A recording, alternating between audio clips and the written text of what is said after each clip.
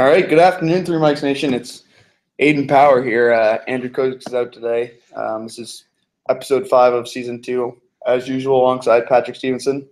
And we are thrilled today to have a special guest, Will Holt-Forster. You guys can hit him up on Twitter at WH52. Great to have Will, but really what this episode's about is just another fantastic week of college football. I know Patrick had his TV on all weekend. He was watching Michigan State. Let's start off with that one. Any thoughts?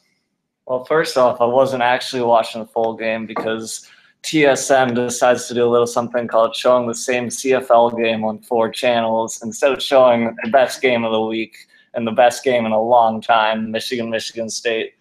But that was a crazy ending. I saw the replay, so I know what happened. Don't worry. I've still got the greatest coverage in the world. Yeah, I think Patrick really speaks for all of Canada when we articulate our distaste for TSN. What's the point of having 5 different channels if you're going to play the same thing on 4 of them? But yeah, I digress. Yeah, I really thought that was a fantastic game. Everyone watching Michigan knows that they've just been picking up steam ever since that week 1 loss to Utah. And the way Utah's been playing has also been legitimizing them. Utah's still undefeated, 6-0, number 3 ranking now. It's a tough loss for Michigan, and I think it does put them out of playoff contention. But ultimately, I still think it's a good football team.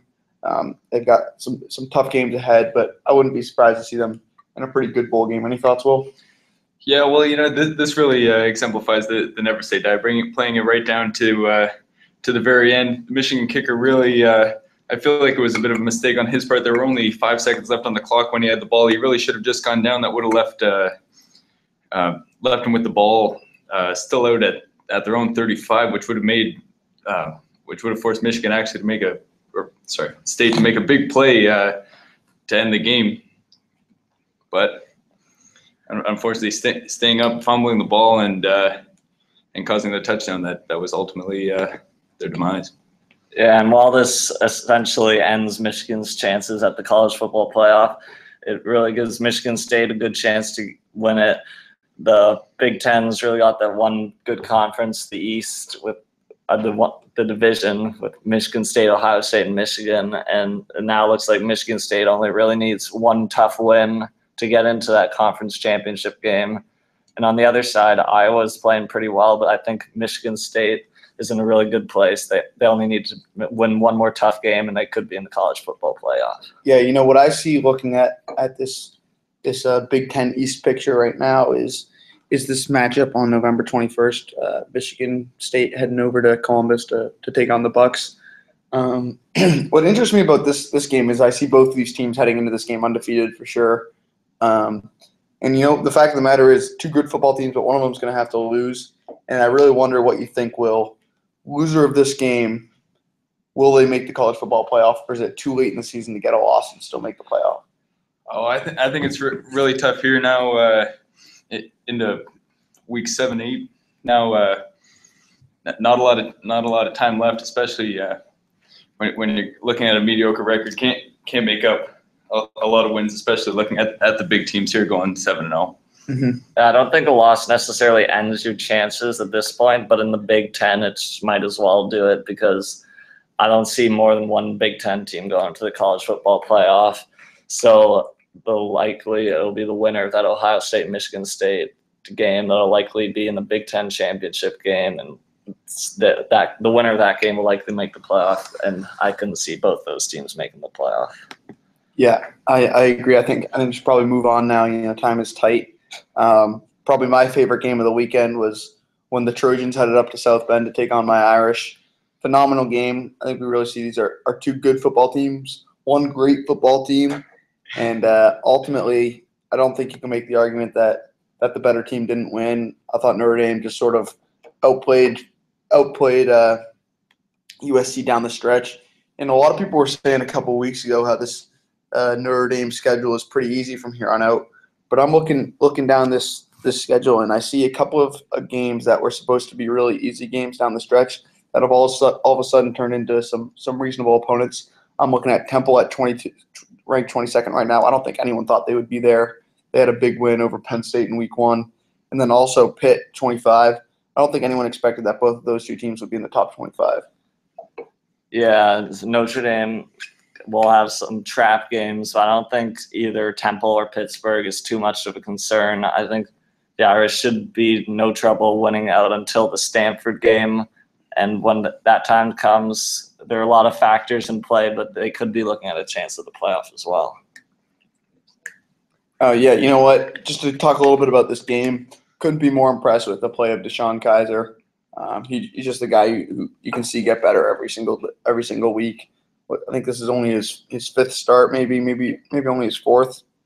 Really impressed with him for Notre Dame. CJ Prosise on the ground, continuing his Heisman-worthy season, in my opinion. Maybe not quite there, but definitely in the conversation. And then Will Fuller. It's these same three guys each week. Will Fuller just blowing the top off of any defense. For USC, I've said his name quite a bit. My boy Juju Smith-Schuster. Guy's a fantastic receiver. He's got the speed. He's got the size. He's got the hands. This guy's got to make some NFL GMs drool. Yeah, and we saw this game was about big plays on both sides of the ball, a couple of trick plays with receivers throwing the ball.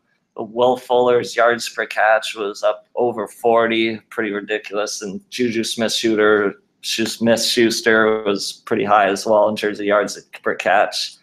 So we saw big plays, but ultimately Notre Dame had a few more big plays, including a blocked punt early on that was the difference in the game. All right, let's move on.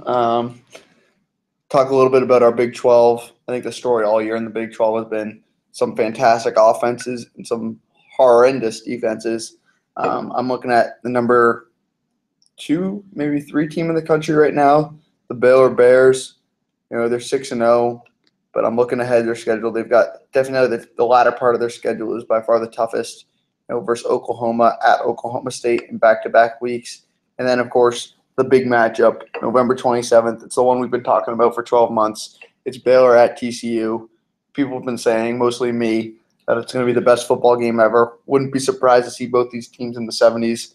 I know we're getting a little bit ahead of ourselves, but when we talk about this sort of playoff picture in the Big 12 last year, obviously a lot of disappointment after last year, not seeing a team get in. Will we see a team get in? How is this going to play out, Patrick? I think for the Big 12 conference, with the weakness of the defense in this conference, there's going to be a team that has to go undefeated for a chance to make the playoff. I don't see any one-loss teams making the playoff. I also think Big 12 shouldn't make any mistakes this year about handing out the conference title to 2 teams when one team earned it. So Big 12, I think, both Baylor and TCU should be in a position to win out going into that game. They both have some tough games, but against teams that might be a little bit overrated. At the moment, I think Baylor's looking a lot better than TCU. So I think Baylor can win out, and which would give them a chance for the playoff. I agree with that. Like, we got 2 good teams going at it. As you guys have said, it's going to be a tough one going down the stretch, but really this will be the big win to cap off the season. Who will end up making the playoff? It'll definitely be a big game. It'll be great.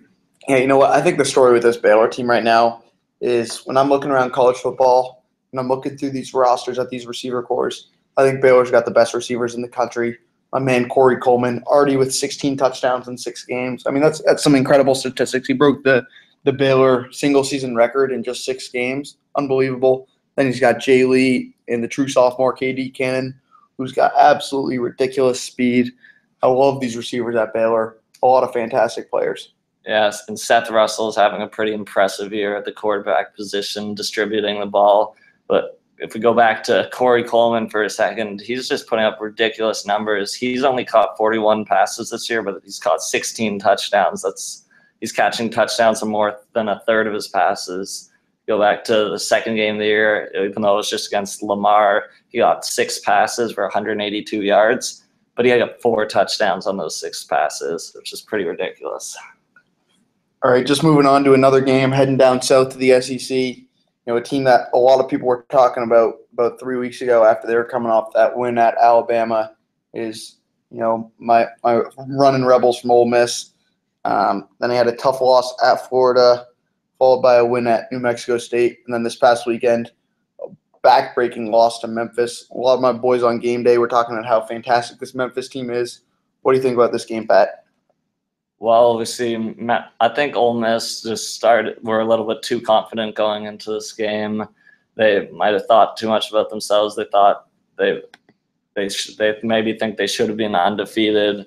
They thought this is an easy game to get by, but Memphis really came out there and just stomped on Ole Miss. The score wasn't dominant, but Memphis played a much better game. Their quarterback Paxton Lynch was outstanding at 53 pass attempts. They were just throwing the ball all over Ole Miss.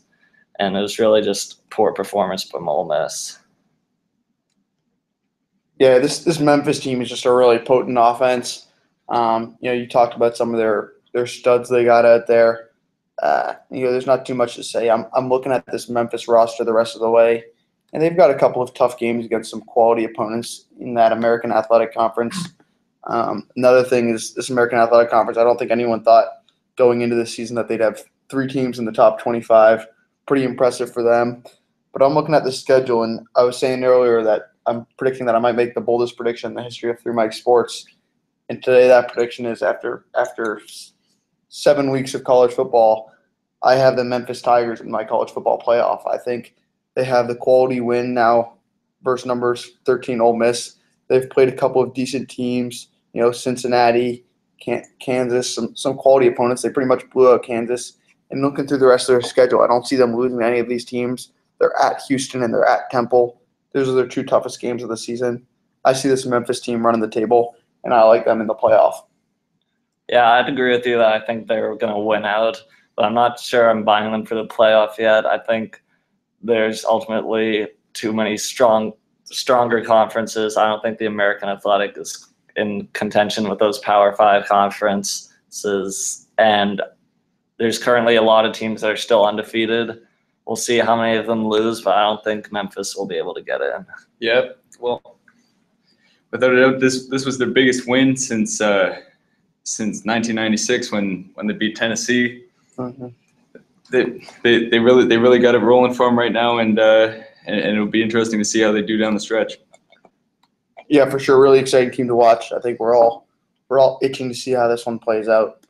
One of my big games going into this week. The Tide rolling into College Station to take on the Aggies. I know 2017 5-star QB Tate Martell was in attendance. Big friend of the show. You might not know it though. So yeah, you know what? I think we saw another pretty much dominating performance by Alabama. Not to the same extent as last year in Tuscaloosa, but they pretty much controlled the pace of this game. Thoughts? Yeah, right from the first series, Alabama just decided to run it down Texas A&M's throat. And I believe on that first series, maybe Alabama did they score a touchdown in the first series? I think so. I think they did. But they really came out right from the get-go. Texas A&M, it was on the second series. On the second series? They went 3-0 in the first series. Okay, well, but Alabama came out fast. They were the better team right from the start, and they were just pushing around Texas A&M. Derrick Henry, 32 carries, 236 yards, and a pair of touchdowns. Is not too much trouble for Bama. Yeah, you know what? You mentioned them getting off to that quick start, and I think that's really saying something considering this environment. I've always said Kyle Field, they've got the 12th man. It's the toughest place to go in and get a win in college football. Best fans in the country, in my opinion. Second to Notre Dame, I guess. But Will, what are your thoughts on the play of Alabama? They've really seemed to have bounced back from that loss to Ole Miss a few weeks ago. They look like they've got Jake Coker really settling in at quarterback. Any predictions for how the Tide are gonna fare the rest of the way? Yeah, well, this was definitely a big win. It's a tough win in a tough building, and the Aggies they're a good team, and going in there and really putting up a big number that was really quite a statement. Jay Coker's really he started rolling, and it'll be and I think he'll be hard to stop. Yeah, for sure. Just quickly talk a little bit about this Iowa Northwestern game. Northwestern 2 weeks ago, some people were talking about them as making a playoff run. They've dropped 2 in a row to 2 quality teams, to be fair.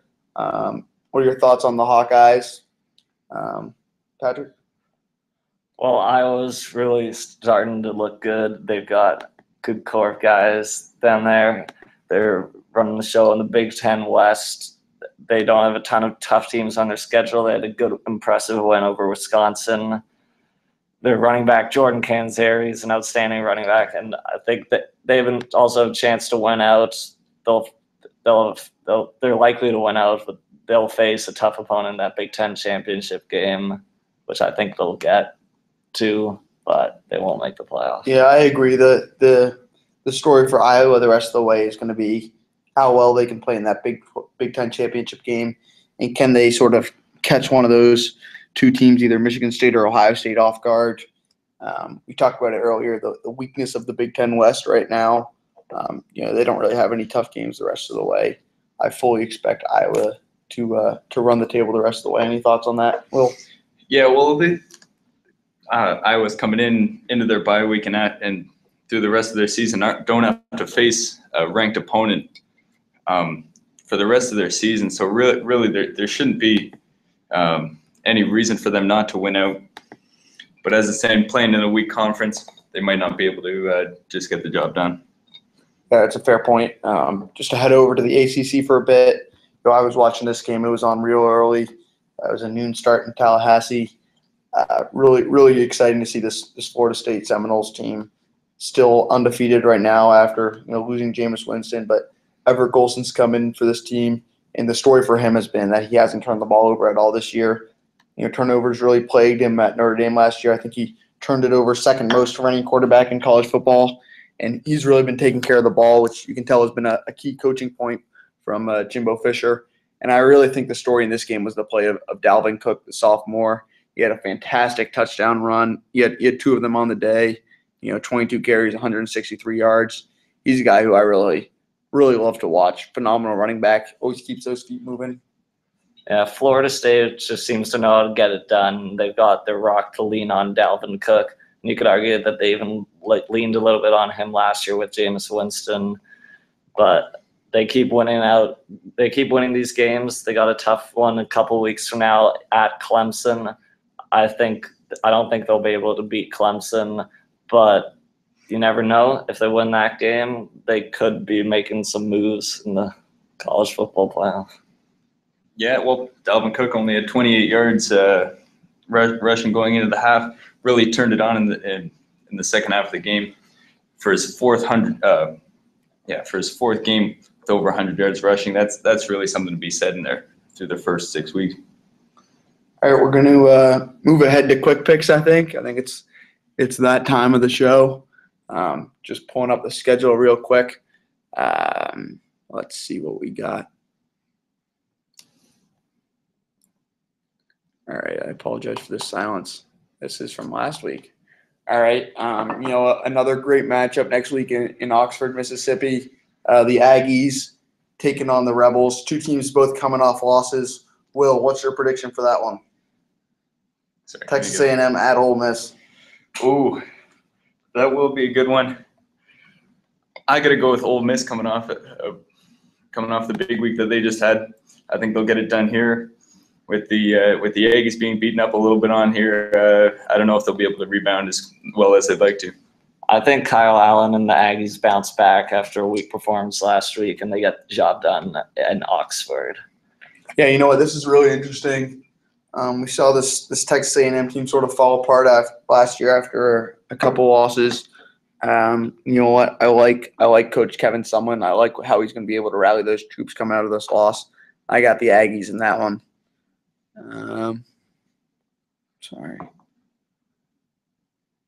Really should have done our preparation for this. Yeah, not too many other ranked games. All right, we got Boston College taking on Louisville. We talked a little bit earlier about the ACC. Will, any thoughts on that game? I'm looking at the wrong week here. Boston College at Louisville. Boston College at Louisville. I'm not too sure for this one. I'm sure without a doubt it'll be a big matchup. Got to take Boston College on this one. I think they've been rolling pretty well. I'd like to see them go to Louisville this weekend and have a good one. Yeah, I'm taking Boston College on the road here.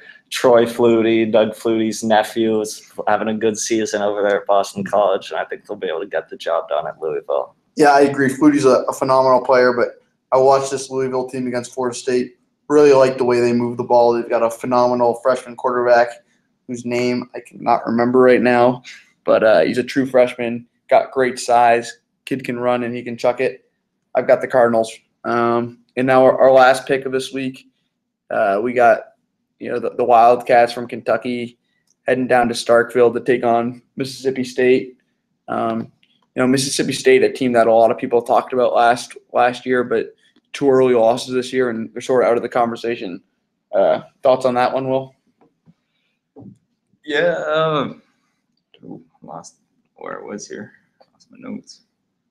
Where were we at again? Mississippi State. Oh, yeah. Oh, definitely another big game of the SEC. Got to go with Kentucky on this one. I think.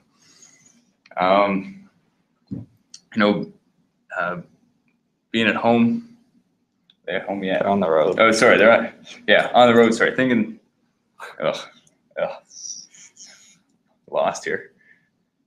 So is that Kentucky? Yeah, We got Kentucky. I'll still take Kentucky on this one. He likes them on the road. Yeah, Kentucky's having a better year than they have had previously. They're still not that football power. I don't think they're necessarily as good as some people think. I don't think Mississippi State's that good either, but I think Dak Prescott will get the job done at home. Yeah, I agree. Whenever you're looking at a football game with 2 bad teams, I like to find out who's got the best player, and it's got to be the Heisman candidate from last year, Dak Prescott. Kid's a baller. I've got the Bulldogs. Just our last little segment here. We call it the helmet sticker. I'll give Will some time. I'll let him go last. But Patrick, who do you got as your helmet sticker guy for this week? I'm going to give my helmet sticker to CJ Frozice, Notre Dame running back, big week. Got about 160 yards on USC. Played a great game. Frozice gets my helmet sticker. I love Frozice's his explosive feet. The guy's a real baller. My pick this week, bit of a soft pick, you could say, but I got to stay in the ACC, and I've got Everett Golson, and this sticker's going to him for what he's done throughout the season. Everyone knows his problem coming in this year was the turnovers, and he's really fixed it. He hasn't turned the ball over once. He's playing great. He's thrown for almost 1,500 yards already. 11 touchdowns. The key stat: no interceptions. Well done, Everett Golson. His team's undefeated. You got my helmet sticker. Yeah, my helmet sticker this week is going to one of my favorite Nittany Lions, Carl Nassib, the big man out of Westchester, Pennsylvania. Had a big game this week with 8 tackles and a sack and a half against Ohio State in a game where really they were out of it for most of the game. He kept going, made a couple big plays. Team was losing. He gets my helmet sticker. Yeah, I agree. Nassib played a phenomenal game. In a game that a lot of people thought that Joey Bosa is by far the best defensive lineman. I think he certainly made a statement there. Another great week of college football. I want to thank you guys for taking the chance to listen to us. Thanks, Will, for joining us. I'm sure we'll be seeing him again. Stay up there, Mikes.